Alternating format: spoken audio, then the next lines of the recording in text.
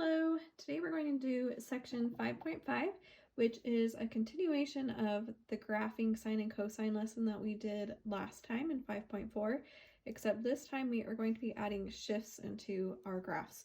So we will be focusing on horizontal shifts, which with sine and cosine we also call a phase shift. So you'll see that terminology pop up, and it just means what is the horizontal shift.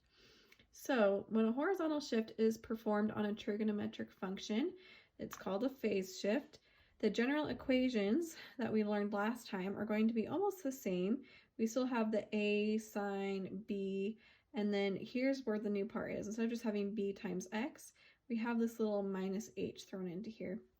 So this h will be your horizontal shift, and then you have that plus k on the end, which is still your vertical shift going up and down and moving that midline up and down. And then the cosine equation looks the exact same, except it has a cosine instead of a sine. So we just have a cosine of b times x minus h plus k. So again, h is going to be the horizontal shift, k will be the vertical shift or the midline, a is still our amplitude, and b we use to find the period length. So there are some tricky things with the signs on the horizontal shift though, this minus h. When we do that horizontal shift, same as when we would shift different functions like a parabola or a cubic function, the sign is backwards. So you would think that a minus would shift it to the left, but it's actually going to shift it to the right, and a plus will shift it to the left. And so I have this little guide here for you. So in a horizontal shift for h, the plus actually goes left, and then the minus actually goes right. So just be careful with that. It's a really easy mistake to make, to actually accidentally get your direction wrong. But with the k, your midline, again, your midline is considered a vertical shift or just a midline. You'll see it written both ways. This sign makes sense. Plus is going to go up, minus is going to go down. So you don't need to worry about the signs on that one, just the horizontal shift. So just like last time though, when we are doing our graphs, sine and cosine do look different on where they start. So if I'm starting at the y-axis at 0, sine is going to start at the midline and then go up to the maximum to start the wave. So let's say here's my midline, and here's the y-axis. Sine's going to start at the midline, go up and do the top wave, and then come and do the bottom half. And then cosine, starting from the y-axis, is going to start at the maximum and then go down from there to create the wave. So if here's my y-axis and my midline, it's going to start here at the top, come down, do the bottom wave, and finish at the top. So just be careful on getting your graph in the right shape, starting in the right place.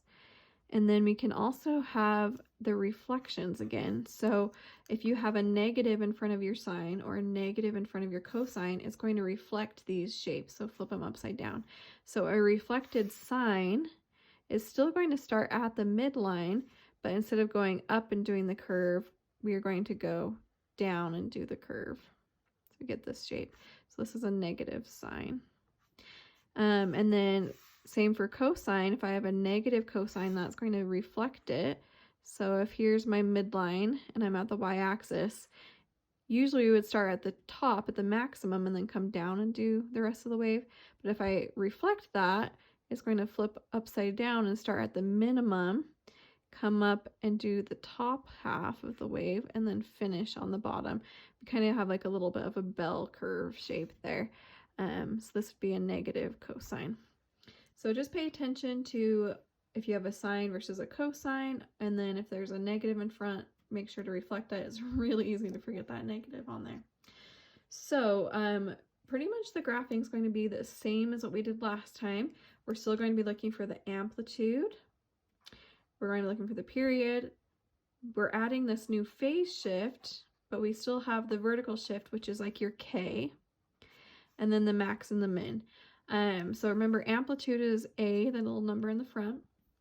And period is given by the formula 2 pi over b. The phase shift, that's going to be your h value in the formula. And then the max and min, you can find the maximum by taking your midline and adding the amplitude. So it's given by k plus a. And then the minimum is given by your midline subtract the amplitude, so K subtract A. So let's practice doing a horizontal shift with this guy right here. I'm going to write the general form underneath. So I have A sine of B, and then in parentheses again, x minus h plus k. So I like to write it underneath because then I can easily line up the different variables on here. So if I'm looking at A, it's a number in front of the sign, which is not written on this one. So if that happens, it's just going to be a 1. So my amplitude equals 1. B here is also not written. It would be in front like this. So if the B is not written, again, it's going to be a 1. Here's our horizontal phase shift. So I have a minus h. This would be a minus pi halves. So if that's a negative pi halves, again, the sign's a little bit backwards. Instead of going left, which would be kind of make sense, right? It's actually going to go right pi halves. And then k, that's always a nice easy one to find, is just going to be 3. So k is our midline. A lot of times they will have you write that as an actual equation because it is a line. So the equation for that, it would be going through y equals 3. So when you graph these by hand, usually I would put the y-axis just right on the left side and do my wave from there. But given that we're now shifting side to side, you might need to adjust that. On this one, since we are just shifting to the right, I can still put my axis here and then we'll shift right. But if I was shifting left, I would need to take that into account. So I'm going to get some different colors to kind of help us visualize this a little bit better.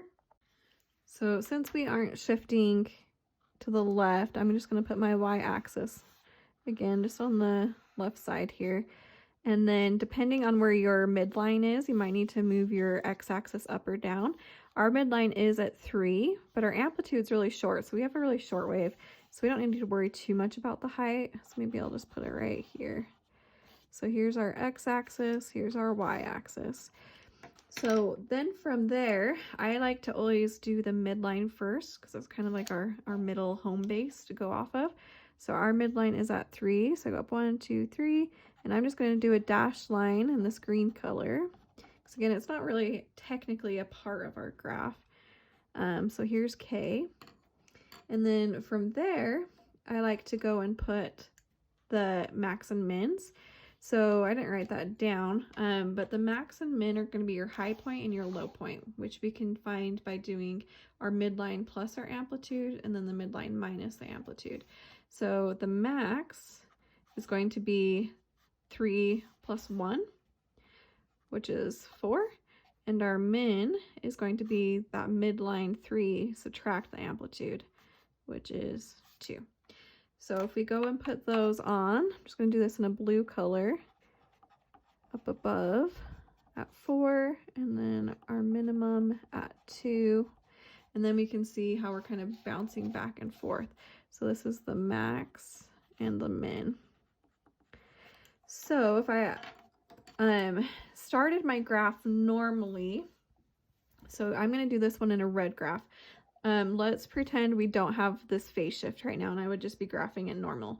I would have a sine wave, so I'd be starting on my y-axis at the midline. And then our period length, we need to get the 4 parts there. We use B to find the period, which uses the formula 2 pi over B. So if I plug 1 into that to get my period length, I'm going to just get 2 pi over 1, which just equals 2 pi. So again, that means I need to finish my wave by 2 pi. The nice thing for us is we have control over our graph. So we can decide how big each box is worth. So if we're going by 2 pi, I'm going to go by 2 squares. That makes it easy. So I like to break it into 4 parts so that we can do the max, the midline, the min, and then back to the midline. So if this is ending at 2 pi, then if I break that in half, the halfway mark would be at 1 pi. If I break that in half again, half of a pi is pi halves, or pi over 2. So this is 1/2 pi, this is 1 pi, this would be 3 halves pi. So there's kind of our scale there. So on this one, again, I'm just going to start like we don't have the phase shift. This would just be a regular sine. I would be starting at the midline, and then by pi halves, I need to be up to the maximum. And then by the next quarter mark, I need to be back to the minimum, or the midline. And then I'm going to come down to the bottom, the minimum, by this 3/4 mark. And then I'm going to finish off by coming back to that midline. So that would just be our regular sine graph without a phase shift. But we do have that phase shift. We're moving it pi halves. So the actual shape of my graph is not changing. I need that same amplitude and I need that same length. All we're going to do is just slide this over. So I am sliding this graph over pi halves. So instead of starting at 0 and going to 2 pi, my new starting point is going to be at the pi halves line. So let me get a different color out here. Should we do, a ton to choose from. We'll do this purple color. Hopefully that shows up okay. So instead of starting at 0, I'm now starting at pi halves. I'm still going to be at the midline to do my correct sine shape, but then now I'm going from here to here to here, and I need to go one more line past so that I'm still 4 lines long. I'm just sliding it over. So by this next line, I need to be to my maximum, and then by the half point line, I need to be back to the midline to do that top half of the wave. And then by the 3rd line over, I need to do the bottom half of the wave, and then by this last line, come back to the midline. So that we have this same shape as the red one, we've just slid it over. So this would be the actual transformed graph, and this would be the regular one if we didn't have that horizontal shift. So hopefully having that kind of visual, you can kind of see what we're doing. We're not changing like the amplitude or the length at all. The graph stays the exact same. We're just shifting it over left or right. Okay, so let's try another one. So again, as I do these, I like to write that general format underneath. This time we have a cosine one, so I'm going to do A cosine, and then in parentheses B times x minus h in parentheses plus k, because then you can just line up your things as we go. So our amplitude on this one is going to be 2. Our B is going to be 2 as well. And remember, B we use to find the period. So let's get that right now. The period, we use the formula 2 pi divided by B. So we need this number to plug in order to get the length of our wave. So if I plug 2 in, I get 2 pi over 2. Well, the 2's cancel and we just get pi. So that means we need to finish our cosine wave in 1 pi length. And then we also have our phase shift h. So we have that phase shift is a negative pi fourths. But again, that sign is a little misleading. That really means that we're going right pi fourths. So careful with the sign there. And then our last part is the k, or midline. Again, a lot of times they'll have you write that as a line, so that is going to be at the line y equals 1. So we're going through 1 on the y-axis. And then let's get the max and min really quick. So for your max and min, you just take your midline and add or subtract that amplitude. So my midline is at 1, but then I'm adding a height of 2 onto it, so my maximum height will be at 3. And then for my minimum, again, my middle is at 1, but I'm going down 2 places for my amplitude, so I get a -1 for my minimum height. Once you have all those, you're good to start again. So since we're shifting to the right, I can still just throw this axis on the right side. And then from there, our midline is just at 1, and again, we have a little amplitude, so we don't need to worry too much about the placement of that x-axis. So there we get started. Again, I like to do that midline first. So going through y equals 1, I'm going to go put that dashed line. So this is k, our midline. And then our max and min are at 3 and -1. So if I go up 1, 2, 3, Here is the max that we go, and down 1 to negative.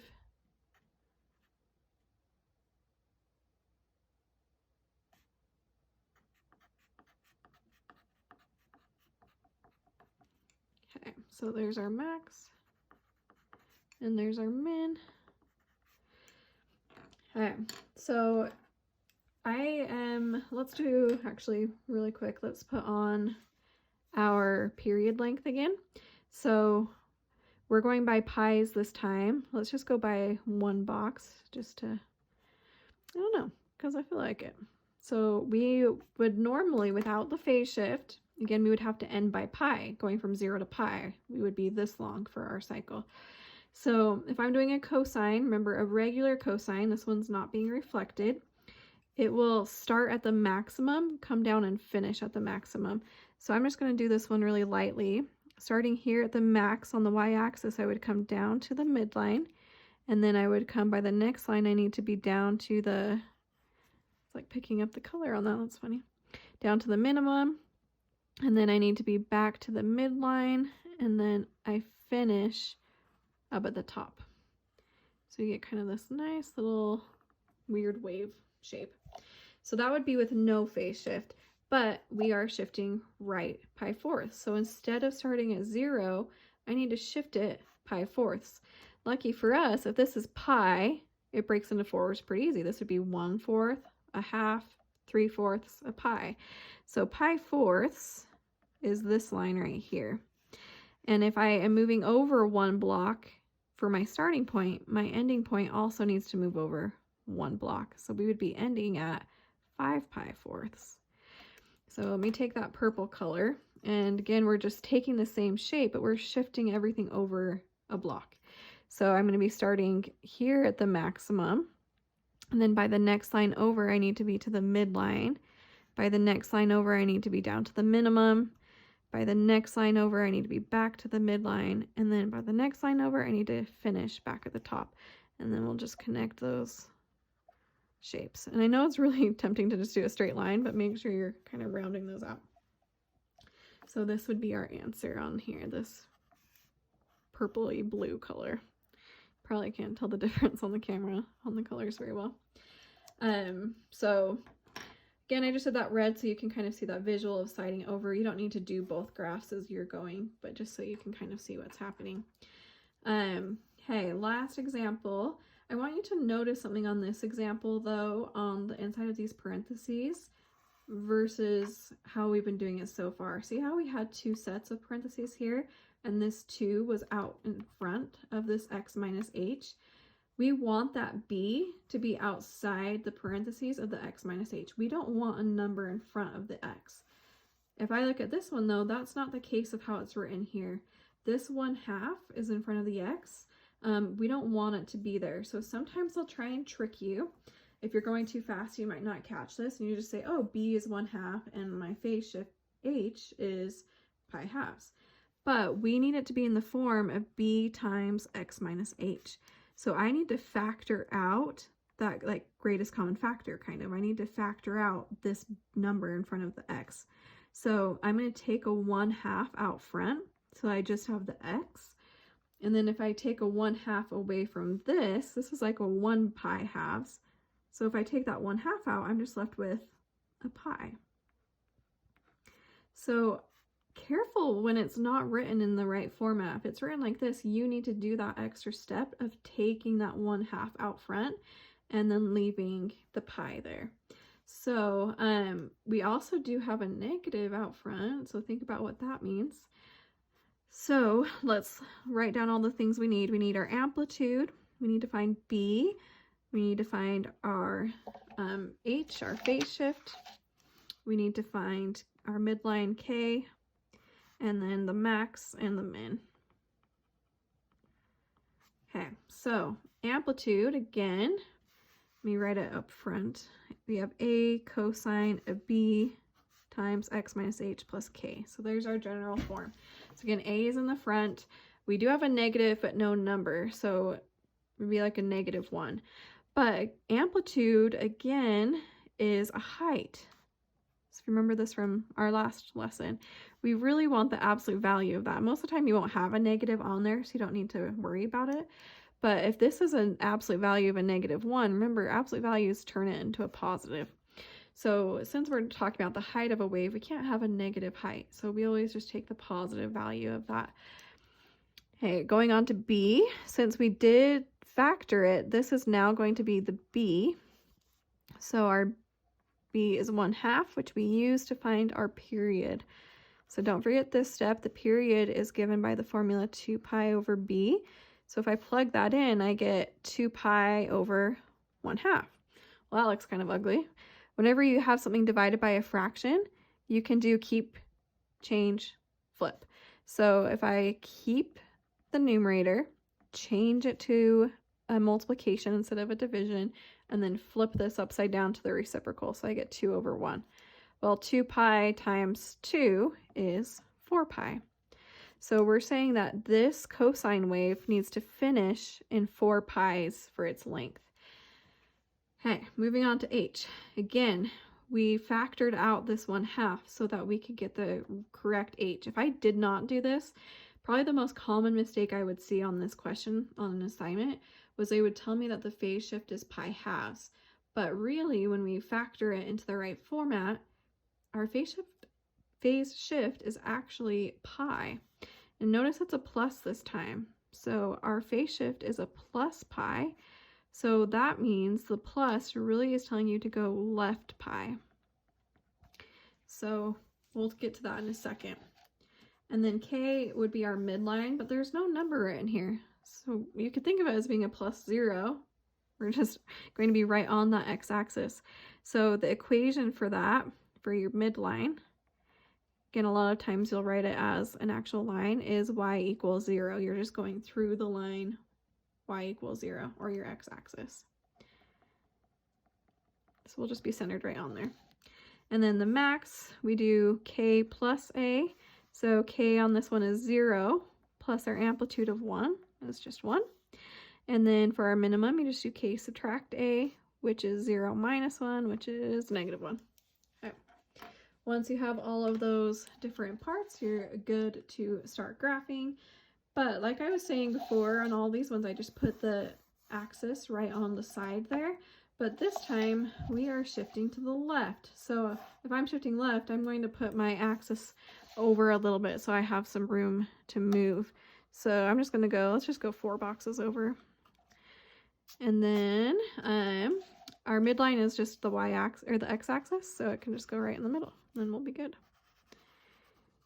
Okay. I think I'm going to go by 2s on this one though, just so that the graph is a little bit bigger, easier to see on the camera. Okay. So I like to put the midline first. The midline on this one is just the y-axis. So this would be your K right here. Probably can't even see the green really on top of that black. And then the max is at 1. So again, I'm going to go by 2 boxes just so we can see the graph a little bit easier. So I'm going to say this is y equals 1. And this is y equals -1. So we're going through -1 through 1. Then our phase shift, normally we would need to go from 0 to 4 pi for however long we want to make that. But now we're switching it left pi. So should we just keep going by 2s since that's what I did on the y-axis? And we're going to end up going backwards. So if this was normally 1 pi, 2 pi, 3 pi, 4 pi, and this was -pi here, normally I would be doing my cosine wave and going down and finishing by 4 pi, and it would be this length. But we're switching everything to go left a pi unit. So I'm going to move everything. So instead of going from 0 to 4 pi, I am now going from -pi to 3 pi. So I'm not going to do the second, I'm not going to do the original without the phase shift. Let's just jump right into that phase shift one. Instead of starting at 0, I'm moving left a pi. So my new starting point is going to be at here at pi. So since we're doing a cosine and we do have a reflection on there, So careful with that. Maybe even when you see that, make a note of it so that you don't forget. We do have that reflection, so we need to make sure to flip our cosine upside down. Instead of starting at the maximum, I'm now going to start at the minimum. And then by the next line over, I need to be back to the midline. By the next line over, I need to be to the top at the maximum. By the next line, we're back to the midline, and then we finish down at the minimum. And then I think these ones again are the more awkward ones to draw. So make sure you're changing direction on your curve so you get kind of like an S shape there. And then come back down and then flip back the other way. So we have that bell shape. So again, normally it would have started here. I'll do a little dashed line of it. But we're just taking it and sliding it over. So that would be your phase shift. So that is how you are going to go and do those. Sometimes they will give you questions where they give you the picture, and from the picture they want you to pull all this information and then write the equation, so just kind of working backwards. If you get a problem like that, you'll just notice, again, what's your amplitude? Well, if I look at my wave coming from my midline up, I have an amplitude of 1, again going to one line. And then you would find your B by taking your phase, your period length. So I would see that I'm 4 pi long and work backwards. So I would set that 2 pi B equal to 4 pi and then solve for B. And then for your K, you just find where that middle line is, and you could go ahead and plug that in. If you need more help working backwards like that, go back and watch my 5.4 video. There are a couple examples on there about how to find the information given a graph rather than given the equation and drawing the graph. So I don't want to put another one on here just for sake of time on the video, but you can always go back to that 5.4 video to see how to do that. As always, please don't hesitate to reach out to me if you need help. I am here to help you. I hope you guys are doing well and staying healthy during this crazy time, and I will talk to you later.